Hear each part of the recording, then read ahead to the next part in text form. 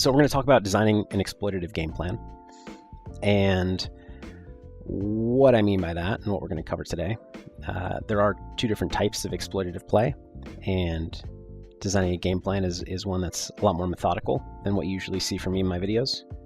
It starts with identifying tendencies and designing a counter strategy to those tendencies, which is kind of obvious, but is what it is. And I'm going to talk about how I personally like to game plan, how I think through these spots. And then I think the more fun part, I'm going to get into breaking down some of my own opponents at high stakes and talk through game plans that I've built myself. So we'll start with two different types of exploitative play and the difference between them: improvised exploitation and designed exploitation, as I'm defining them today. Improvised exploitation is kind of anything that happens in a hand in the moment. So reacting to a tell of some kind, game flow, just general leveling. And even if you have kind of a stat read or tendency read on your opponent, this is more along the lines of you found yourself in this spot and he's betting the river, and you think, well, he actually check raises all of his strong hands on the turn. So now this is actually a bad example, but let's say he raises all of his strong hands on the turn in position, and now he's betting river when I check to him in position, but he didn't raise the turn, so I don't think he has a strong hand, so I call. Designed exploitation is, like I said, much more methodical. You're going to look at opponent tendencies and then make strategic adjustments, not within a hand, but you're going to kind of construct your range and figure out how you want to play certain parts of your range against this opponent based on the way that they play. So some simple examples of that: underbluffing somebody who underfolds is kind of a simple but general example, and 3-betting light versus a loose opener, perhaps especially one who is going to fold to 3-bets really frequently, for example.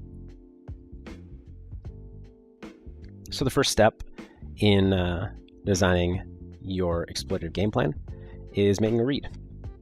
And you can do this based on things you observe in your opponent, whether it be showdowns or tendencies that you see without showdown.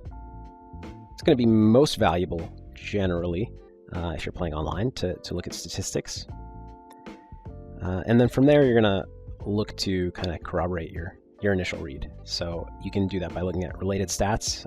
For example, if somebody is c-betting the flop really frequently, and you decide you think that his c-betting range is really weak, then you want to look at his opening range, and you want to look at how he plays against check raises. You want to look at his check back range and how strong that seems to be, how often he folds to probes, how often he delays c-bets, how often he wins at showdown with his c-betting range and with his check back range, etc. And you want to test your opponent. So this is something that online you don't have to do as much, because you do have the benefit of looking at related stats and can gain a lot of information from that. But if you're playing live, you're not going to be able to do that. You kind of have to slowly accumulate reads. And one thing that's nice to do is to put your opponent in spots where you think he'll make the mistake, well, where he has the opportunity to make the type of mistakes that you think he will make. And then from there, you can start designing your counter strategy, which is what we're going to talk about a lot in this video. Designing counter strategy is not as simple as it may sound. I gave some simple examples up top, but it's usually quite a bit more complex than that. You need to think many, many moves ahead, not only in how you're going to react to a certain tendency that your opponent has on a certain street, but how you're going to react when he doesn't do that thing, how you're going to react on future streets. So we'll just use c-bet flop as an example. So if he's got a high flop c-bet, how are you going to react to his flop c-bet? How are you going to react when he checks back? Are you better off check raising flop against a weak flop c-betting range? Are you better off calling and bluffing rivers? Are you better off calling and slow playing? It's going to depend on a number of factors and how he plays in after the spot in question. And what often happens is you'll look at kind of one specific spot. In this case, I gave the example of a high turn delay c-bet in position. And you end up just developing your entire out of position strategy as the pre-flop caller. So you look at his turn delay c-bet stat, then you find out, what he's doing with his flop c-bet range in order to get into those turn spots. Then you try to decide, okay, well, if he's delay c-betting his turn too frequently, then what hands do I want to check to him, and which hands do I want to bet? And once I do check, do I want to raise or call, etc. And then obviously like river play when he does or does not delay c-bet. And of course this works away from the table. It actually also works at the table. In which case, improvised and designed exploitation lines can blur a little bit. And what I mean by that is kind of, you might make a read, especially like you might make a game flow read or a psychology read, or perhaps even a physical read while you're playing.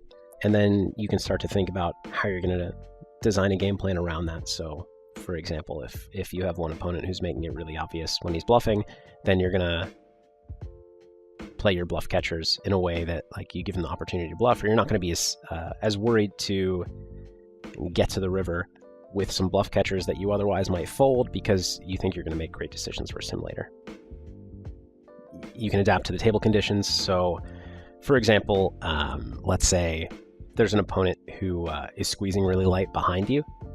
So you think, well, I want to slow play some very strong hands to give them the opportunity to squeeze, but you need to think about the other players at the table as well. So let's say somebody's opening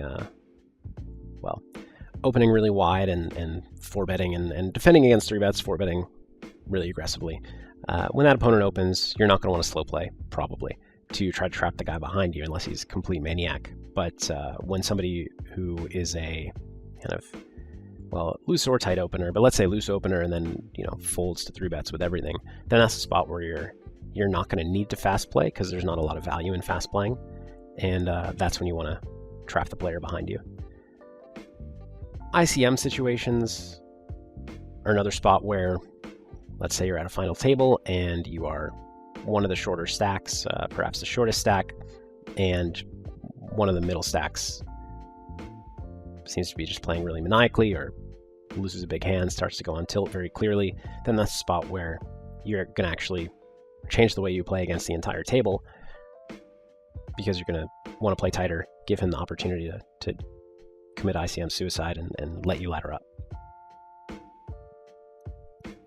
So how do I like to game plan away from the table?